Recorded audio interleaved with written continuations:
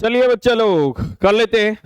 कल आपका क्लास थोड़ा सा अधूरा रह गया था, तो शुरुआत कर लेते हैं आज से और जल्दी से इसको निपटा डालते। पिछला वाला जो चैप्टर था मैग्नेटिक इफेक्ट ऑफ करंट में, कल का क्लास यदि आपने देखा होगा तो सोलेनॉइड हम लोग पढ़ रहे थे और सोलेनॉइड पढ़ते समय अचानक से ऐसा हुआ कि बोर्ड आपका थोड़ा हैंग करने लगा, तो जिस वजह से उसको बीच में छोड़ना पड़ गया था।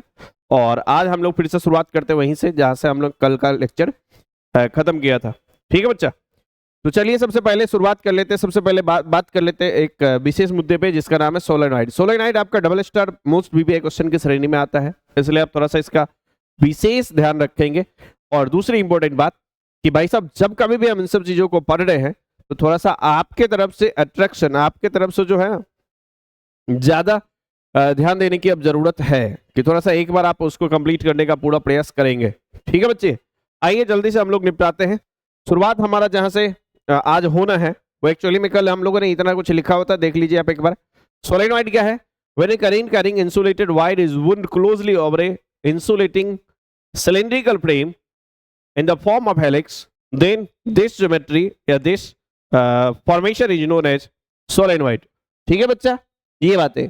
फिर उसके बाद हम लोग को देखे तो सोलेनॉइड का ये हमारा एक ज्योमेट्री होता था। उसी तरीके से यदि सोलेनॉइड के वजह से यदि आपसे पूछ दिया जाए कि भाई क्या बोलते हैं सोलेनॉइड के वजह से फोर्स लाइन कैसे बनेगा, उसको बना के दिखाइए। तो सोलेनॉइड की वजह से बच्चा लोग फोर्स लाइन आप ऐसा डिजाइन कर सकते हो, ये आप ध्यान रख सकते हो। ठीक है बच्चा, ये थोड़ा सा समझने वाली बात है। तो इसलिए आप सोलेनॉइड की वजह से जो है फोर्स लाइन इस तरीके से आप बना लोगे तो थोड़ा सा अच्छा रहेगा कि सोलेनॉइड की वजह से फोर्स लाइन जो होगा वो कुछ इस तरीके से इस फॉर्मेट में आपको देखने को मिलेगा बच्चा। ठीक है नहीं, ऐसे। तो यदि हम आपसे बात करें इस मुद्दे पे तो कि और भी सोलेनॉइड की वजह से ये जो चीजें हैं, नहीं ये तो हम लोगों को समझ में आता ही है कि सोलेनॉइड की वजह से फोर्स लाइन जो होगा वो ऐसा कुछ होगा। लेकिन यदि हम आपको बात करें तो सोलेनॉइड की वजह से फोर्स लाइन आपको ऐसा देखने को बच्चा मिल सकता है, क्योंकि सोलेनॉइड अपने आप में एक बार मैग्नेट के जैसे बच्चा बिहेव करने लगता है। और यदि मैं आपसे बात करूं बार मैग्नेट, तो आप सभी बच्चे जानते हो कि बार मैग्नेट एक्चुअली में क्या है। एक मिनट, थोड़ा सा इसको अलग कर लेते हैं। ठीक है बच्चा, हाँ अब सही है।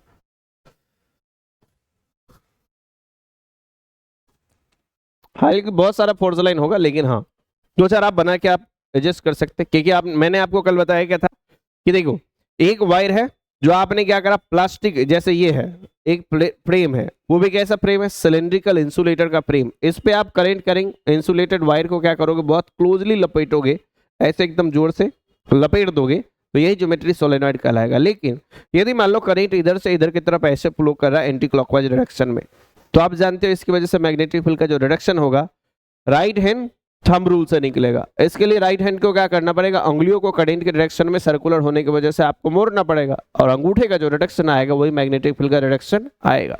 तो यहां से बच्चा लोग सोलेनॉइड के अंदर इनसाइड पॉइंट पे हर एक जगह पे मैग्नेटिक फील्ड का जो रिडक्शन है वो इधर से इधर की तरफ है। तो इसलिए फोर्स लाइन जो है इधर से निकलता है और इधर पे जाके फिर से एंट्री कट जाती है इसकी, है नहीं, तो ये इन कट जाता है इधर से। और जिधर से फोर्स लाइन निकलता है वो पोल हमेशा नॉर्थ पोल के जैसा बिहेव करता है, और ये पोल जो है बच्चा अपना साउथ पोल के जैसा बिहेव करता है। तो एक करंट कैरिंग सोलेनॉइड जो है ये अपने आप में एक बार मैग्नेट है। बात समझ में आया? तो इस बात को आप थोड़ा सा ध्यान जरूर रखना। और उसके बाद जो है इसके वजह से आप लोगों से पूछा जाता है कि मैग्नेटिक फील्ड का डेरिवेशन करिए, मैग्नेटिक फील्ड निकाल के दिखाइए। तो बच्चा डरने की कोई जरूरत नहीं है। आप क्या करना, इस सोलेनॉइड को आना बीच से ऐसे काट देना, और बीच से काटोगे तो ऊपर जो है छोटा छोटा वायर जो आपने लपेटा था एकदम क्लोजली, उस वायर का क्रॉस सेक्शन एरिया दिखने को मिलेगा। मैंने यहां से ऊपर से जो वायर डाला है ऐसे ही अंदर की तरफ करंट गया, इधर से बाहर आया, इसलिए हम ऊपर वाले में जो है सब में क्रॉस डाले हैं, मतलब करंट का डायरेक्शन इधर अंदर है, और इधर जो बाहर की तरफ है वो डॉट है, इसका मतलब सब में डॉट है, मतलब बाहर की तरफ करंट का डायरेक्शन है। अब हमको क्या करना है, एम्पियर सर्किटल लॉ लगा के इसमें बच्चा लोग एम्पियर सर्किटल लॉ लगा के हम लोगों को क्या करना, एक मैग्नेटिक फील्ड डिराइव करना है। तो इसके लिए हमने क्या करा, एक लूप माना। लूप भी हमारा अपना कैसा है, एक स्क्वायर के जैसा है। कैसा बच्चा, स्क्वायर है, और इसका साइड का लेंथ कितना है, ए है। चाहे तो आप एल लिख लो, एल लिख लो ज्यादा अच्छा रहेगा। साइड का लेंथ कितना बच्चा, एल, एक स्क्वायर हमने लूप माना है। इस स्क्वायर लूप के अंदर की बात आप करोगे बच्चा, तो आप जानते हो यहाँ पे इनसाइड पॉइंट पे मैग्नेटिक फील्ड का जो डायरेक्शन होगा अंदर में हर जगह पे किधर होगा, इधर की तरफ। यहाँ पे मैग्नेटिक फील्ड का डायरेक्शन किधर होगा, इधर की तरफ। यहाँ पे मैग्नेटिक फील्ड का डायरेक्शन किधर होगा, इधर की तरफ। पर यहाँ बाहर में कंपेरेटिवली नेग्लिजिबल मैग्नेटिक फील्ड होता है नहीं, रिजल्टेंट मैग्नेटिक फील्ड बाहर में कितना होता है बच्चा, नेग्लिजिबल। इसलिए यहाँ पे मैग्नेटिक फील्ड का हम लोग कोई डायरेक्शन नहीं बनाते। तो यहाँ पे मैग्नेटिक फील्ड अप्रोक्सीमेटली 0 आप काउंट कर सकते हो। तो यहाँ 4 पॉइंट पे हमको मैग्नेटिक फील्ड की जरूरत पड़ रहा है, ध्यान से देखना। मैंने इसका नाम रख दिया ए, बी, सी और बच्चा डी। तो ये अपने पास 4 अलग अलग पॉइंट है, ठीक है। आप देखो, एक वायर का टुकड़ा ए बी है, दूसरा वायर का टुकड़ा बी सी है, तीसरा सी डी है, चौथा डी है।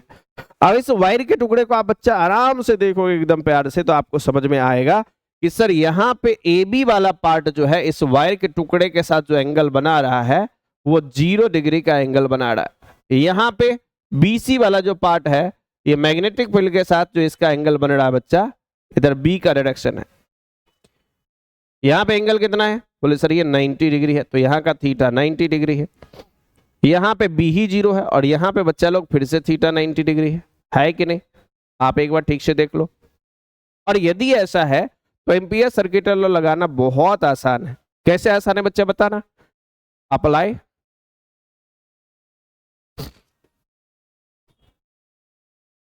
Amperes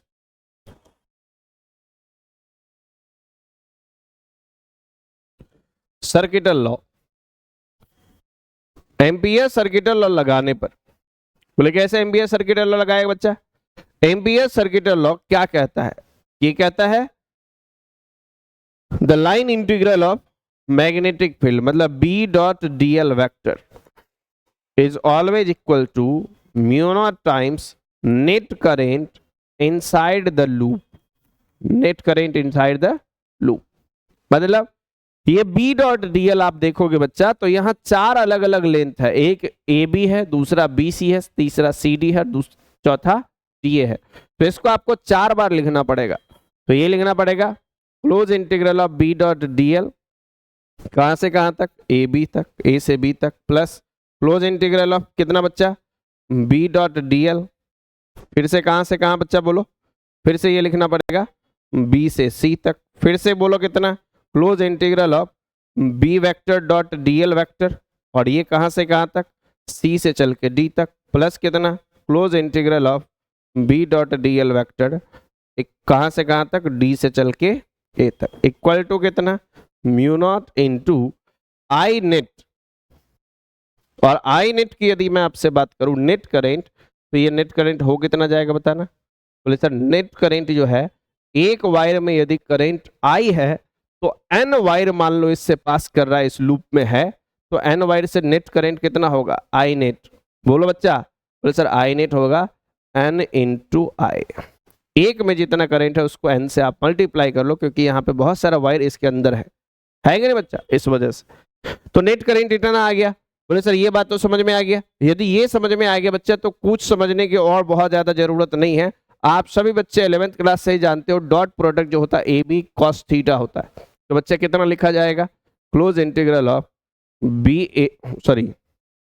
B D L cos theta 1 plus close integral of theta 1 छोड़ी दो, close integral of B D L cos theta, फिर से कितना, close integral of B D L cos theta, और फिर से एक बार बोलो कितना, close integral of B D L cos theta equal to कितना बच्चा, mu naught into I net. तो म्यू नॉट इतना ही है और आई नेट कितना है बच्चा, एन इंटू आई। यहाँ पे हमने वैल्यू पुट कर दिया। अब जानते हो बच्चा ये यहाँ से कितना है, ए से बी तक है, ये B से चल के C तक है, ये C से चल के D तक है, ये D से चल के E तक है। हाँ कि ना बच्चा, D से चल के A तक है। आप मुझे बताओ B और DL के बीच एंगल A से B में कितना है। बोले सर A से B में यहाँ देखो B पीछे की तरफ है और इसका लेंथ भी पीछे की तरफ ही है, तो दोनों सेम एंगल पे है बच्चा। तो यहाँ पे यदि आप देखोगे तो यहाँ पे कितना है बच्चा, बोले सर दोनों के बीच का एंगल है 0 डिग्री, तो ये कितना हो जाएगा, ये हो जाएगा क्लोज इंटीग्रल कहां से, ए से चल के बी तक, कितना cos 0 1 होता है, तो डायरेक्ट आप चाहो तो लिख सकते हो, नहीं तो आप चाहो तो एक और स्टेप बढ़ा सकते हो, B D L cos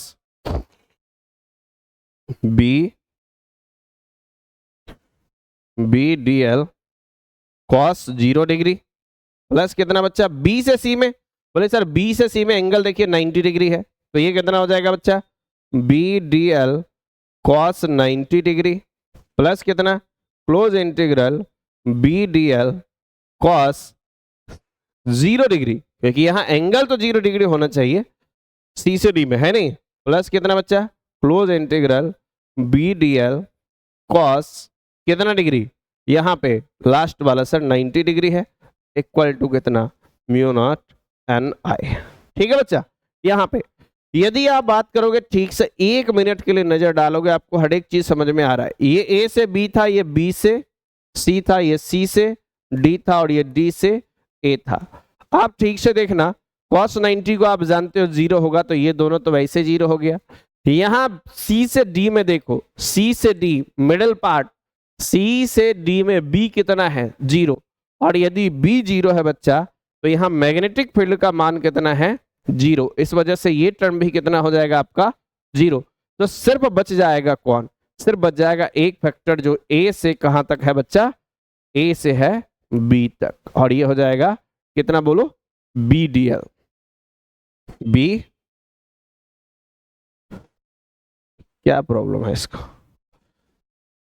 B D L, और ये हो कितना जाएगा बताना, ये हो जाएगा म्यू नॉट एन आई। ठीक है बच्चा, ये अब यदि आप इतना लिख डाले हो, यदि आप इतना लिख डाले हो, तो इसके बाद क्या प्रॉब्लम है, बोले सर इसके बाद कोई प्रॉब्लम है ही नहीं, क्यों, क्योंकि यहां से हमको b चाहिए, तो इसको बाहर मान लेंगे, कांस्टेंट मानते हुए बाहर ले लेंगे, इंटीग्रेशन के अंदर कौन बचेगा, dl, dl का मतलब ये छोटा सा लेंथ होगा, और इसको इंटीग्रेट करोगे, a से लेके b तक का लेंथ है ये।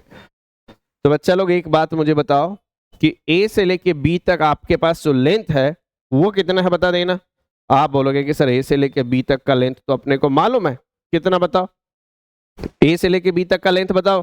बोले सर a से लेके b तक पूरा स्क्वायर आपने माना था, स्क्वायर का लेंथ कितना l था, तो यहां से a से b तक का लेंथ भी कितना है l, तो ये कितना हो जाएगा बच्चा लोग, ये हो जाएगा इतना बाय l, और ये हो जाएगा म्यू नॉट इनटू एन आई, या सीधा सीधा म्यू नॉट एन आई लिखो। तो यहां से b कितना बच्चा, ये आ गया mu naught N I by L, तो यहां पे है n बाई एल, तो ये number of turn per unit length को हम लोग स्मॉल n लिखते हैं बच्चा, number of turn per unit length को, तो इसलिए ये b जो हो जाएगा, ये हो जाएगा म्यू नॉट एन आई। तो सोलेनॉइड के इनसाइड में, सोलेनॉइड के अंदर वाले पॉइंट पे मैग्नेटिक फील्ड जो होगा वो कितना होगा बच्चा बताना, होगा म्यू नॉट एन आई। हम लोग डायरेक्ट इसको याद रखते मुन्नी, है नहीं, कि भाई साहब सोलेनॉइड की वजह से इनसाइड पॉइंट पे जो होगा मैग्नेटिक फील्ड वो कितना होगा, मुन्नी होगा, मतलब म्यू नॉट एन आई। वैसे 2 नंबर में इतना काम, देखो बच्चा तुमको अभी लग रहा होगा कि ये बहुत ज्यादा काम है, पर एक बार यदि आप इसको लिख लोगे तो ये बहुत आसान लगेगा, लगेगा कि ये कोई चीज है ही नहीं, तो इसलिए बच्चा इससे डरने की कोई जरूरत नहीं है। एक बार हाँ, आप लोगों से सभी बच्चों से मैं इतना जरूर बोलूंगा कि एक बार ठीक से इसको लिख लेना, ये कंप्लीट हो जाना चाहिए, डबल स्टार मोस्ट भी है। नेक्स्ट अगला जो आज का अपना हेडिंग है बच्चा लोग, वो है टोरेनॉइड, सोलेनॉइड के बदला अगला। अब आप बोलोगे कि टोरेनॉइड क्या होता है, सोलेनॉइड था बच्चा, सोलेनॉइड देखो पीछे में, ये सोलेनॉइड अपना, देखो एक मिनट नजर डालना, ये वाला सोलेनॉइड, इस सोलेनॉइड के दोनों एंड को पकड़ के ऐसे घुमा दो, तो ये जो स्प्रिंग है आपका, एक घुमा हुआ स्प्रिंग बनेगा, नहीं बनेगा, और इसी घूमे हुए स्प्रिंग को यह सर्कुलर सोलेनॉइड का नाम रखा जाता है टोरेनॉइड। तो सीधा सीधा बात करें कि टोरेनॉइड क्या है, तो आप एक ही लाइन लिखना, the circular form of solenoid, क्या लिखोगे बच्चा, द सर्कुलर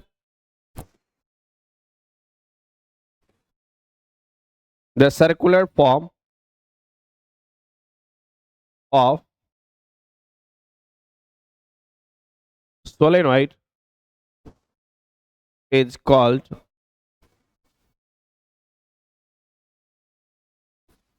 टोरॉइड। तो सर्कुलर फॉर्म जो होगा सोलेनॉइड का ये कहलाएगा टोरॉइड। मतलब सीधा सीधा बात करें तो इसका जो ज्योमेट्री बनेगा वो कुछ इस तरीके से बच्चा लोग बनने वाला है, ठीक है नहीं। सर्कुलर फॉर्म का जो सोलेनॉइड होगा उसी का नाम रखा जाता है टोरॉइड। अब इसमें हम लोग कुछ अलग चीज नहीं है। तो मान लो एक अपने पास सर्कुलर एक क्या बोलते हैं फ्रेम है, और इस फ्रेम पे हमने इंसुलेटिंग करंट कैरिंग वायर को ऐसे लपेटना शुरू कर दिया। और यदि आप इसको ऐसे लपेट रहे हो बच्चा, तो ये यदि आप ठीक से देखोगे तो ये एक जिलेबी जैसा ज्योमेट्री आपको देखने को मिलेगा नहीं। और इसी का नाम जो बच्चा लोग रखा जाता है, इसी का नाम रख दिया जाता है टोरॉइड। बच्चा देख के डर जाता है, यदि उससे पूछ लिया जाता है व्हाट इज टोरॉइड 2 मार्क्स में, तो बच्चा छोड़ के आता है। उसको लगता है कि कुछ ना कुछ अजीबोगरीब बात पूछ लिया गया है। अब यहाँ पे देखो करंट इधर से अंदर जा रहा है तो इधर क्रॉस होगा, और इधर से बाहर आ रहा है तो इधर डॉट होगा, है कि नहीं। ये बात जरूर ध्यान रखना। तो इसी का क्रॉस सेक्शन व्यू इसके बीच से ऐसे काट देंगे तो इसका एक क्रॉस सेक्शन व्यू अपने को देखने को मिलेगा बच्चा। ऐसा क्रॉस सेक्शन व्यू देखने को मिलेगा, ध्यान से देखना। यदि आप इसको बीच से ऐसे काट पीट के रखते हो बच्चा, तो इसका एक क्रॉस सेक्शन व्यू एक ऐसा देखने को बच्चा लोग मिलता है। अब कैसा देखने को मिलता है, 1 मिनट देखोगे तो समझ में आएगा। यहाँ पे छोटा छोटा बहुत सारा क्या होगा बच्चा, यहाँ पे छोटा छोटा बहुत सारा वायर का क्रॉस सेक्शन आपको देखने को मिलेगा। इस वायर के क्रॉस सेक्शन में अंदर वाला है क्रॉस सेक्शन एरिया। तो यहाँ पे यदि आप देखोगे तो करंट क्या है, इनसाइड जा रहा है, और यहाँ से बच्चा लोग बाहर आ रहा है। तो यहाँ पे बाहर में जो है क्रॉस सेक्शन एरिया है, दोनों क्रॉस सेक्शन एरिया सेम होगा। ये सर्कल थोड़ा सा बाहर वाला बड़ा आपको जरूर लग रहा होगा, लेकिन आप दोनों सेम बनाओगे, ये ध्यान रखोगे। थोड़ा सा एक इंपॉर्टेंट बात ये बिल्कुल विशेष है कि भाई साहब दोनों सर्कल आप इक्वल बनाओगे। जल्दी में बनाने के चक्कर में थोड़ा सा इधर उधर हो जाता है, लेकिन हाँ मैनेज करना। चलो बच्चा लोग, बाहर इधर क्या है, बोले सर बाहर वाले में हर किसी में बाहर है तो सब में हमने डॉट बना दिया। ये जो आप डॉट दिख रहे हो इसका नाम है डॉट। का मतलब ही होता है कि इधर से करंट जो है इसका डायरेक्शन आउटवर्ड है, बाहर की तरफ यहाँ से करंट निकल रहा है बच्चा लोग, यहाँ से करंट बाहर की तरफ निकल रहा है। लेकिन यहाँ पे देखोगे तो सब में क्रॉस बनेगा, अंदर वाले पॉइंट में सब में क्या बनेगा बच्चा, क्रॉस बनेगा। क्रॉस का मतलब यहाँ से करंट इनसाइड जा रहा है, अंदर के तरफ जा रहा है। क्या ये बात आप लोग समझ पाए हो? और यदि इतना बात आपको समझ में आ चुका है तो बाकी विशेष बातें हम लोग और भी करने वाले हैं, ध्यान से देखिए। तो सर इसके वजह से हम लोगों को क्या करना है, करंट, अब इसके वजह से हम लोगों को क्या करना है बच्चा, सर इसकी वजह से हम लोग को मैग्नेटिक फील्ड निकालना है, और क्या करना है। तो मैग्नेटिक फील्ड निकालने के लिए आप क्या करोगे, मान लो आपने r डिस्टेंस आगे जाके, कितना डिस्टेंस आगे जाके, r डिस्टेंस आगे जाके आपने क्या करा, एक एम्पीरियन लूप बना लिया। क्योंकि आपको जहां मैग्नेटिक फील्ड निकालना होता है बच्चा लोग, एम्पीरियन लूप हम लोग वहीं पे बनाते हैं। तो हमने क्या करा बच्चा, यहाँ पे एक एम्पीरियन लूप r डिस्टेंस आगे जाके एक एम्पीरियन लूप जो है बना लिया है, ठीक है बच्चा, ऐसे। अब यदि हमने यहाँ पे एक एम्पीरियन लूप बना दिया, देखना ठीक है नहीं, थोड़ा सा इधर उधर लग रहा है लेकिन मान लेना सेम। तो जहां पे हमने एम्पीरियल लूप बना दिया, अब एम्पीरियल लूप पे क्या करना है, एक छोटा सा लेंथ लेना है dl। तो हमने मान लिया dl। अब यहाँ पे ठीक से देखना ये r है। अब यदि मैं इस dl की बात करूं तो dl लेंथ यहाँ पे ऐसे है, और यदि आप देख रहे हो तो आप देखो यहां से करंट अंदर आ रहा है और इधर से करंट बाहर आ रहा है, इधर से करंट अंदर आ रहा है और इधर से बाहर जा रहा है, करंट अंदर आ रहा है बाहर जा रहा है। तो इसका मतलब इसकी वजह से मैग्नेटिक फील्ड का जो डायरेक्शन होगा वो डायरेक्शन किधर होगा, नीचे की तरफ। तो यहाँ पे यदि मैग्नेटिक फील्ड का यदि हम डायरेक्शन आपसे पूछे तो इस करंट के वजह से मैग्नेटिक फील्ड का डायरेक्शन इधर होगा, जिधर लेंथ था उसके साथ मैग्नेटिक फील्ड 0 डिग्री का एंगल बना रहा है। और यदि बच्चा यहाँ पे एंगल 0 डिग्री बन रहा है तो थीटा कितना बच्चा लोग, 0 डिग्री। फिर से आप क्या लगाओगे, बोले सर फिर से हम लोगों का काम है वही काम करना, मतलब अप्लाई करेंगे कौन सा law, apply Amperian Ampere circuital law. Ampere circuital law बच्चा लोग क्या होता बोलो, ये होता है sir close integral of B dot D L vector equal to mu naught times I net. कितना होता है बच्चा, mu naught times I net. अब यदि आप बात करोगे तो ये कितना हो जाएगा, सर ये तो सबको पता है कि A dot B A B cos theta होता है, तो बी डॉट डी एल कितना हो जाएगा बच्चा लोग, बी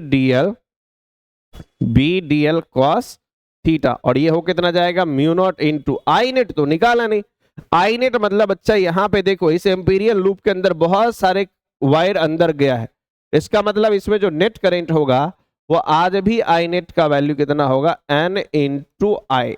एक में यदि वायर में मानोगे करंट I है तो n वायर का करंट कितना होगा, n इंटू I।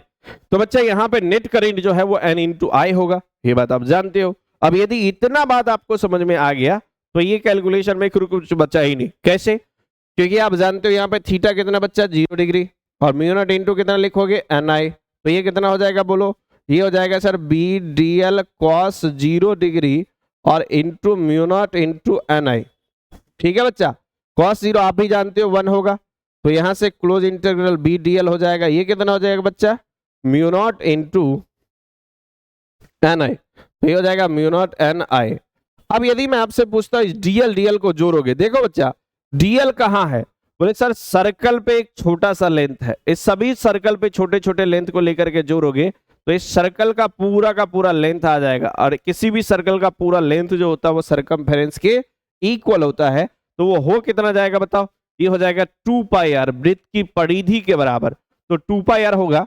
तो ये जो DL का इंटीग्रेशन दिख रहा है यहाँ, ये किसके बराबर है बोलो बच्चा, 2 पाई आर के बराबर, तो ये कितना हो जाएगा mu naught NI, mu naught कितना बच्चा NI, यहां से B निकालो, बोले सर ये mu naught NI by 2 pi R होगा। चाहे आपको ये फॉर्मूला याद रह जाता है तो आप इसको भी याद रख सकते हो, कोई दिक्कत नहीं है, लेकिन बच्चा हम लोग जानते हैं यहाँ पे लेंथ कितना है 2 पाई आर है, तो यदि लेंथ 2 पाई आर है तो आज भी देखो capital N by 2 pi r जो है, 2 पाई आर जो है आज भी number of turn per unit length ही है, और इसको मैं चाहूं तो आज भी n लिख सकता हूं। तो यदि मैंने इसको n लिख दिया स्मॉल n, तो बच्चा capital N by 2 pi r तो स्मॉल n में चला जाएगा, तो b कितना आएगा म्यू नॉट NI। तो चाहे वो सोलेनॉइड हो या टोरॉइड, इसकी वजह से मैग्नेटिक फील्ड जो होगा वो म्यू नॉट NI होगा, मुन्नी ही होगी। आज समझ में आया बच्चा, ये ध्यान रखना है, स्पेशल केस इतना एक बार कंफर्म करना तो आगे बढ़ा जाएगा। एक बार देख के हमको जल्दी से बता दो। अगला हेडिंग अपना जो है फ्लेमिंग लेफ्ट हैंड रूल है, ठीक है, और फ्लेमिंग लेफ्ट हैंड रूल से पहले हम लोगों को लगता है कि चार्ज पढ़ने की जरूरत है। एक बार आप कंफर्म करना बच्चा, एक बार क्लियर कर देना, उसके बाद हम लोग आगे बढ़े।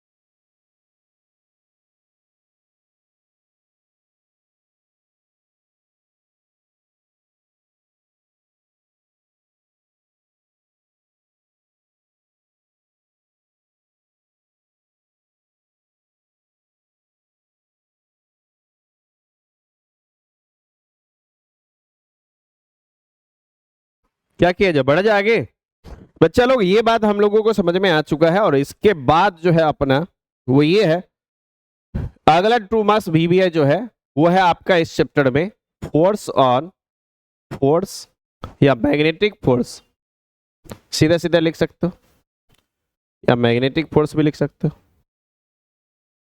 Magnetic force on moving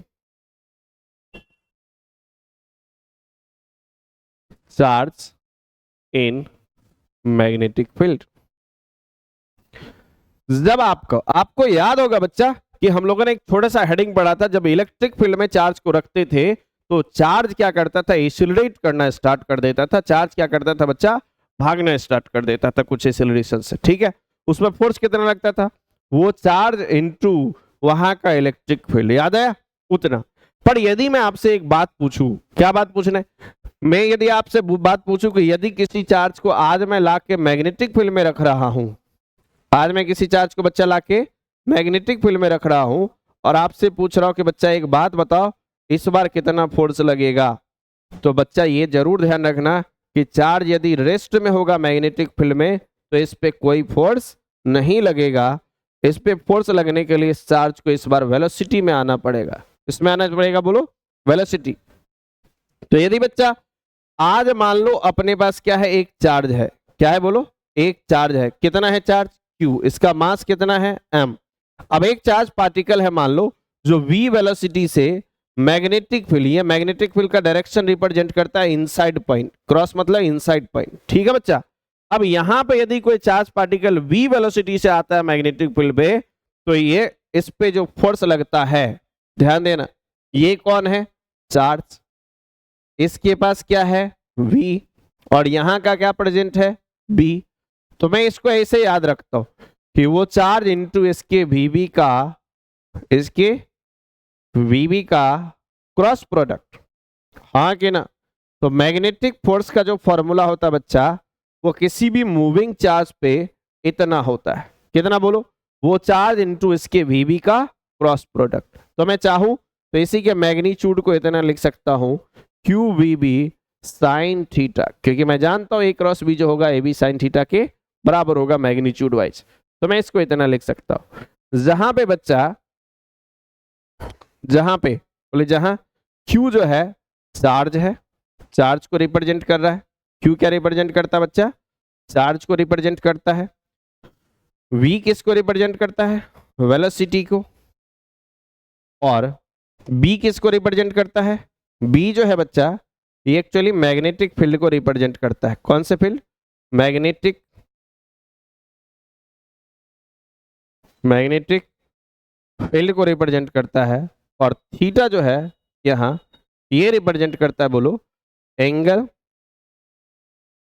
between velocity vector and magnetic field vector, इस दोनों के बीच के एंगल को रिप्रेजेंट करता है, ठीक है बच्चा। तो आप सीधे सीधे लिख सकते हो कि जब कोई मूविंग चार्ज मैग्नेटिक फील्ड में आता है तो इस पे जो फोर्स लगता है वो चार्ज इनटू इसके वीबी के क्रॉस प्रोडक्ट के बराबर होता है। तो आप लिख सकते हो when A charge is projected with some initial velocity in magnetic field, initial velocity in magnetic field, then it experience a magnetic force,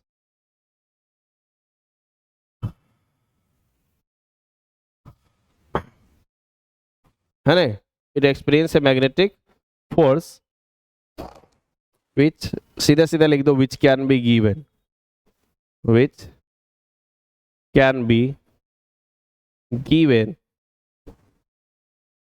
as, जिसको बता सकते हैं कितना, वो चार्ज इनटू इसके बीबी का क्रॉस प्रोडक्ट, या आपको लिखना है तो लिख सकते हैं the product of charge and cross product of velocity and magnetic field, ठीक है बच्चा। चाहो तो आप इतना लिख सकते हो। तो ये मैग्नेटिक फोर्स है किसके ऊपर बच्चा, एक मूविंग चार्ज के ऊपर, कहां पे, मैग्नेटिक फील्ड के अंदर। तो आज से ये बात 100% ध्यान रखना कि जब भी कोई चार्ज या चार्ज पार्टिकल कुछ वेलोसिटी के साथ एंटर करेगा, कहां, मैग्नेटिक फील्ड में, तो मैग्नेटिक फील्ड क्या करेगा, उस पर एक फोर्स लगाएगा। और कितना फोर्स लगाएगा बच्चा, वो फोर्स लगाएगा वो चार्ज इनटू इसके वीबी का क्रॉस प्रोडक्ट। कंप्लीट है, ये बात आप समझ चुके हो। अब यदि आप इतना समझ चुके हो तो इस लगने वाले फोर्स का, क्योंकि आप जानते हो फोर्स एक वेक्टर क्वांटिटी है, और वेक्टर क्वांटिटी है तो इस लगने वाले फोर्स का डायरेक्शन आपको बताना पड़ेगा। और इसके डायरेक्शन बताने के लिए जो रूल दिया गया वही रूल था बच्चा, फ्लेमिंग लेफ्ट हैंड रूल, जो कि आपके लिए मोस्ट VBI 2 मार्क्स क्वेश्चन में आता है। Fleming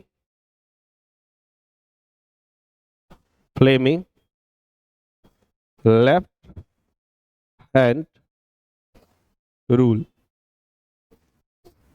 Fleming left hand rule, ठीक है बच्चा मेरा। अब यदि मैं आपसे बोलता कि फ्लेमिंग लेफ्ट हैंड रूल है क्या, तो आप बोलोगे कि sir Fleming left hand rule कुछ अलग चीज नहीं है। ये क्या है, मैग्नेटिक फील्ड में किसी भी चार्ज पार्टिकल के पे लगने वाले फोर्स का डायरेक्शन बताने वाला रूल है। कौन सा रूल है बताओ, मैग्नेटिक फील्ड में किसी भी मूविंग चार्ज पार्टिकल पे लगने वाले फोर्स का डायरेक्शन बताएगा। कैसे डायरेक्शन बताएगा, लेफ्ट हैंड रूल का मतलब इन्होंने क्या बोला कि आप अपने बाएं हाथ का 3 उंगली, कौन कौन सा, ये वाला, क्या नाम रखा जाएगा इसका, बोलो, ये है थंब, दूसरा नंबर ये फोर फिंगर, और तीसरा नंबर ये कौन सा, मिडिल फिंगर। ठीक है बच्चा, ये। अब यदि आप बात करोगे इस तीनों उंगली की, तो इस तीनों उंगली में है क्या, इस तीनों उंगली को लेफ्ट हैंड साइड के 3 उंगली को, सॉरी लेफ्ट हैंड राइट के, क्या बोल रहा हूं, लेफ्ट हैंड के ये 3 उंगली को, कौन कौन सा, थंब, फोर फिंगर और मिडिल फिंगर, तीनों को मैं म्यूचुअली परपेंडिकुलर रखता हूं, आपस में तीनों 90 डिग्री एंगल बनाने चाहिए। ठीक है, थंब पे लिख देना फोर्स एफ, फोर्स का डायरेक्शन बताएगा कब, जब इसको आप पॉइंट करोगे मैग्नेटिक फील्ड की तरफ और इसको आप पॉइंट करोगे वेलोसिटी की तरफ, तो बड़ा वाला उंगली जो है ये वेलोसिटी के डायरेक्शन में होना चाहिए, और ये जो middle finger, sorry four finger है, ये आपके कौन से डायरेक्शन में होगा, मैग्नेटिक फील्ड के डायरेक्शन में। जैसे मान लो अभी आपने एक क्वेश्चन बोला, अभी आपने पिछले में एक एग्जांपल लिया था कि यहाँ पे एक मैग्नेटिक फील्ड प्रेजेंट है जो कि इनवर्ड डायरेक्शन में है, और यहाँ एक चार्ज आता है जो v वेलोसिटी के साथ इसमें इंटर करता है, और ये v वेलोसिटी बच्चा लोग किधर की तरफ है, एक्स एक्सिस की तरफ इस चार्ज पे दिया गया है। तो यहाँ पे लगने वाले फोर्स का डायरेक्शन मैं कैसे बता सकता हूँ, देखना, इधर मैग्नेटिक, ये वेलोसिटी का डायरेक्शन है और ये मैग्नेटिक फील्ड का डायरेक्शन है अंदर की तरफ, तो आप क्या करोगे, इसको हमेशा कौन से डायरेक्शन में रखोगे, मैग्नेटिक फील्ड, तो ये आपका चला जाना चाहिए कौन से डायरेक्शन में, मैग्नेटिक फील्ड, मतलब अंदर की तरफ चला गया सर, और इसको रखोगे वेलोसिटी के डायरेक्शन में, तो थंब जो होगा अपने आप डायरेक्शन बताएगा किसका, फोर्स का, तो थंब किधर जा रहा है, ऊपर की तरफ, तो इसका मतलब जब ये थंब इधर को रिप्रेजेंट कर रहा है, मतलब इस पर लगने वाला फोर्स जो है वेलोसिटी के परपेंडिकुलर है, और यदि आपको याद होगा सर्कुलर मोशन, तो आप जानते हैं कि जब भी वेलोसिटी के परपेंडिकुलर फोर्स लगाया जाता है तो ये फोर्स हमेशा डायरेक्शन एनी इंस्टेंट पे चेंज करता है, हर एक क्षण पे इसका डायरेक्शन चेंज कर देगा, और इसलिए ये पार्टिकल सर्कुलर मोशन परफॉर्म करेगा। कौन सा मोशन परफॉर्म करेगा, सर्कुलर मोशन। तो आपसे पूछा भी जाता है जब चार्ज को मैग्नेटिक फील्ड में रखा जाता है तो बताओ कौन से मोशन करेगा या कौन से पाथ पे चलेगा, सर्कुलर रास्ते पे चलेगा। ठीक है बच्चा, ये तो ये चार्ज का होगा क्या, ये एक पूरा सर्कल कंप्लीट कर जाएगा। ठीक है बच्चा, इस केस में अब इसका रेडियस, टाइम पीरियड वगैरह अलग अलग एक फैक्टर है, उतना पे हम लोग नहीं जा रहे, हम लोग सीधा इतने पे आ रहे हैं भाई साहब, फ्लेमिंग लेफ्ट हैंड रूल क्या है। ठीक है बच्चा मेरा, अब देख लेना फ्लेमिंग लेफ्ट हैंड रूल, क्या लिखना पड़ेगा, लिखना पड़ेगा according to this rule, this rule for the direction of, for the direction of, according to this rule for the direction of force on moving charge, moving charge in a magnetic field, moving charge in magnetic field, है नहीं, direction of force on moving charge in magnetic field. ठीक है, क्या लिखा, for the direction of force on moving charge in magnetic field, keep, या point लिखो, point, क्या लिखे, ठीक से लिखना पड़ेगा तो ऐसे लिखो, कीप द फोर फिंगर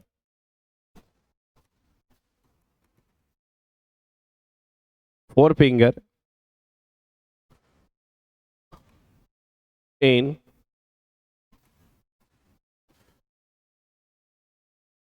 एक काम करे, थोड़ा सा ठीक से लिखा जाए, इसको सही से लिखा जाए। According to this rule for the direction of force on moving charge in magnetic field, keep the forefinger thumb and middle finger, middle of your left hand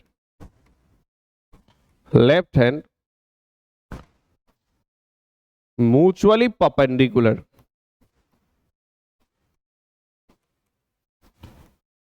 and point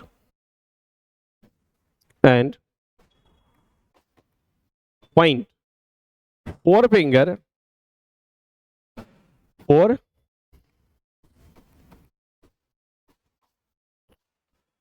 and point forefinger in the direction of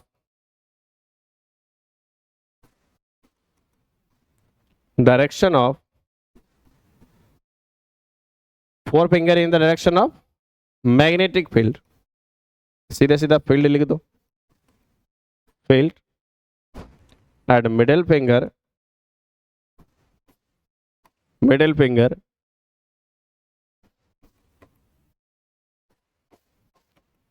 in the direction of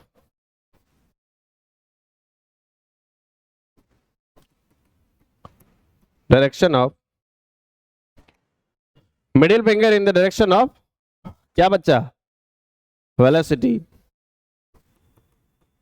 Then thumb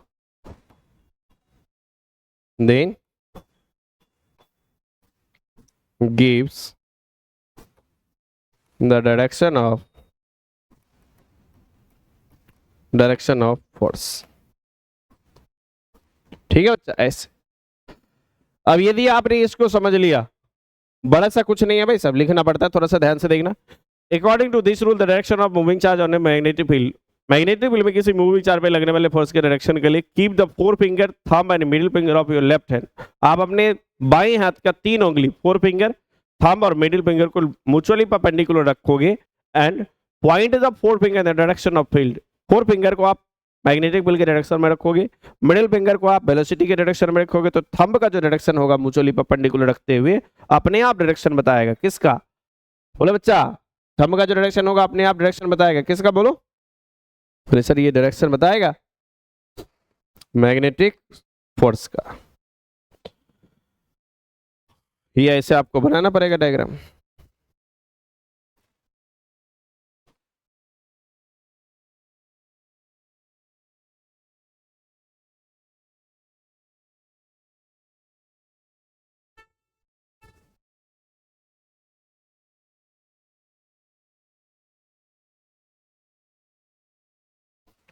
चाहो तो एक छोटा सा diagram आप बना लेना, यहाँ पे भाग्य रेखा वगैरह लिख लेना अपने में, कम से कम 25-30 करोड़ तो लिखना ही, इससे कम में तो काम नहीं चलेगा आज के डेट में। ठीक है, ये फिर इधर क्या करना बच्चा, इधर की तरफ आप मैग्नेटिक फील्ड लिख देना, इधर की तरफ आप वेलोसिटी लिख देना और इधर की तरफ फोर्स का डायरेक्शन लिख देना।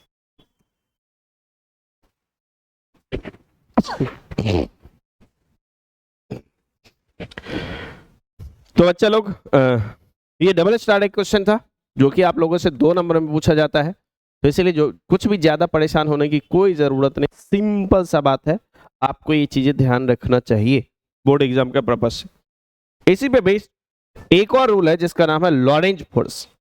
ठीक है बच्चा, चैप्टर खत्म हो गया, लास्ट टॉपिक है लॉरेंज फोर्स। आप बोलोगे कि सर ये लॉरेंज फोर्स क्या है? नहीं, देखो लॉरेंज एक साइंटिस्ट का नाम है। इन्होंने क्या बोला कि भाई सब बच्चा जानता है कि इलेक्ट्रिक फील्ड में किसी चार्ज को रखते हैं तो इस पे फोर्स लगता है, वो चार्ज इनटू वहां का इलेक्ट्रिक फील्ड लगता है कि नहीं बच्चा फोर्स? हाँ सर। यदि मैग्नेटिक फील्ड में किसी चार्ज को दौड़ा देते हैं, मैग्नेटिक फील्ड में किसी चार्ज को दौड़ा देते हैं कुछ वेलोसिटी से, तो इस पे भी फोर्स लगता है। अभी बोला वो चार्ज इनटू इसके वीवी का क्रॉस प्रोडक्ट। तो इस बेचारे ने क्या किया पता है? इस बेचारे ने बोला कि भाई एक ऐसा जगह है जहां इलेक्ट्रिक फील्ड और मैग्नेटिक फील्ड दोनों ही प्रेजेंट है, तो इस पे लगने वाला जो रिजल्टेंट फोर्स होगा Fr, रिजल्टेंट फोर्स, बोले किसका रिजल्टेंट फोर्स होगा? ये इस दोनों का रिजल्टेंट फोर्स होगा, इलेक्ट्रिक फोर्स, बोलो बच्चा, इलेक्ट्रिक फोर्स और मैग्नेटिक फोर्स। और यही रिजल्टेंट फोर्स किस नाम से जाना जाएगा? लॉरेंज फोर्स के नाम से। ठीक है बच्चा, सिंपल सा बात था, कोई बड़ी बात नहीं था।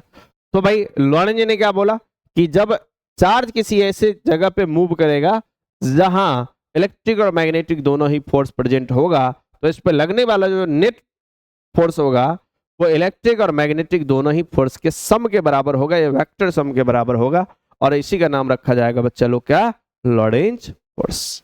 ठीक है, तो लॉरेंज ने 2 नंबर में पूछा जाता भाई, तो इसलिए हम लोगों को क्या करना है, इसको भी थोड़ा सा ध्यान रख लेना, कोई बड़ी बात नहीं हमारे लिए।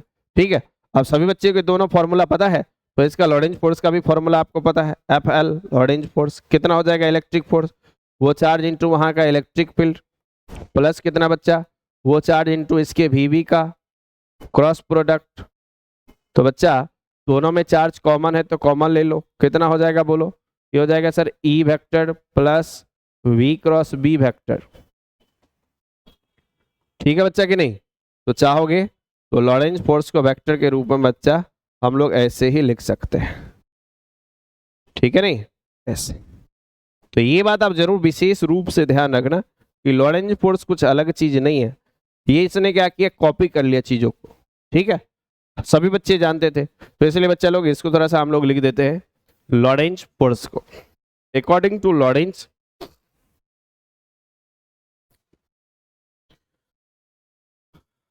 या लिखिए Lorentz force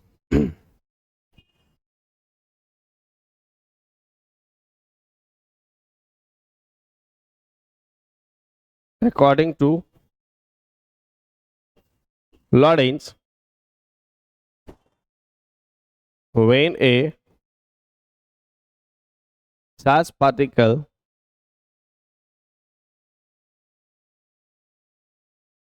moves in the space where both electric and magnetic field are present, both electric and magnetic field are present, then the net force, the net resultant, लिखो net resultant force on charged particle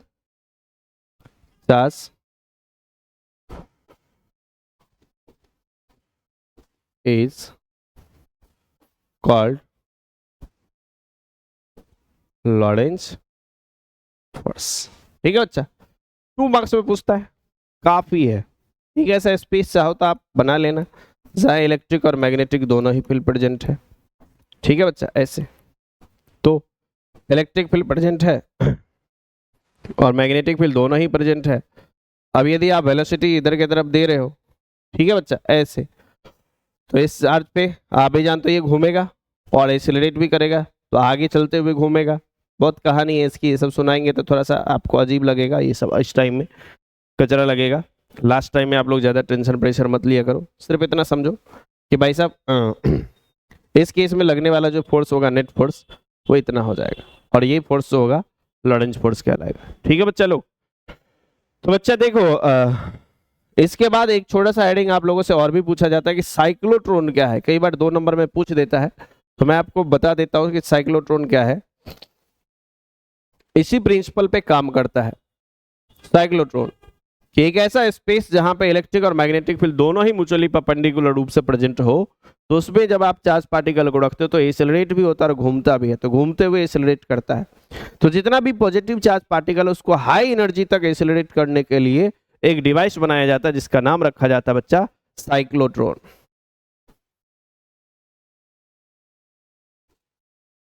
cyclotron, तो आप क्या बोलोगे कि cyclotron क्या है? Cyclotron एक ऐसा डिवाइस है जो पॉजिटिव चार्ज पार्टिकल, जैसे अल्फा पार्टिकल हो गया, ड्यूट्रॉन हो गया, नहीं इस सब पॉजिटिव चार्ज पार्टिकल को हाई एनर्जी तक एक्सेलरेट कर सकता है, हाई एनर्जाइज कर सकता है। और इस तरीके का जो डिवाइस होता है इसी का नाम रखा जाता है साइक्लोट्रॉन। तो सीधा सीधा चाहो तो आप लिख लेना इंग्लिश में, cyclotron is a device which can accelerate the positive charge particle up to high energize या up to high energy, very high energy चाहो तो आप लिख लेना। ठीक है, एक लाइन तो इतना ही लिख लेना, बात खत्म हो जाएगा। ये काम कैसे करता है ये सीधा सीधा लिख देना। इसका प्रिंसिपल जो है लॉरेंज फोर्स है या नहीं, तो इसका प्रिंसिपल है क्या कि जब इलेक्ट्रिक फील्ड में किसी चार्ज पार्टिकल को रखते हैं तो ये एक्सेलरेट करता है, और मैग्नेटिक फील्ड में किसी चार्ज पार्टिकल को रखते हैं तो ये रिवॉल्व करता है, तो ये घूमते हुए चलता है। बात समझ में आया? तो इस पे साइक्लोट्रॉन जो है इसी पे प्रिंसिपल्स पे आधारित होता है। बच्चा लोग आज के क्लास में इतना ही, मिलते हैं कल हम आपको अगले चैप्टर के लेकर जिसका नाम होगा मैग्नेटिज्म। ठीक है बच्चा, ध्यान दीजिएगा। हम लोग हर एक चैप्टर का जो मोस्ट वीवीआई टॉपिक होगा उसको टच करते हुए आगे बढ़ रहे हैं, तो इसलिए अपना ख्याल रखिए और तबीयत को, सेहत को थोड़ा सा सही रखते हुए पढ़ाई लिखाई मन लगा के जरूर करिए। ठीक है।